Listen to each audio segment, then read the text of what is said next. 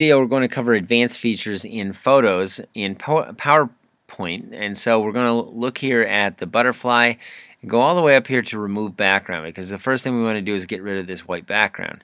So I click on remove background. Keep in mind I double clicked on my butterfly first in order to see the formatting pictures tab, but I remove the background. It gives me this purple background. One of the problems is I need to stretch this out a little bit just to get it to the stage where I'm covering my whole picture, otherwise it will cut off part of my butterfly.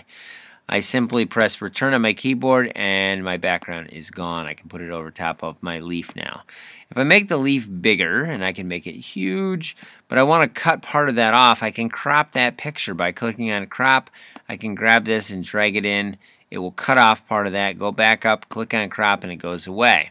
There is a drop down arrow next to that. It gives you a couple more options that we're not really going to cover right now.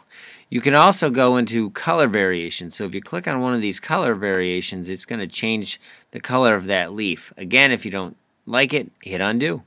No problem. If you want to have some sort of corrections, there's all of these different corrections for brightness and contrast and sharp and soft, which basically means it's fuzzy, it's not really in focus, or it's super sharp and super focused. We can also go to color correction options and get all sorts of things. If you're looking for saturation, that's how much color is going to be in an object.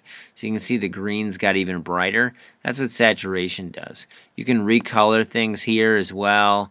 You can go up and change the brightness, the contrast, how see-through it is, all sorts of cool stuff. There's artistic filters here, and there's lots of filters you can choose from as well. For example, if you want a chalk sketch of it, it's going to look like a chalk sketch. I'm not going to do that, but you can see there's all sorts of things that you can do. You can also go over here and change the transparency. You can change line colors for the border around the edge of the picture. And you can change order. We talked about that with getting the butterfly on top of the leaf. Remember, I can send that butterfly backwards or the leaf backwards, either one, to make the butterfly so he's on top of the leaf.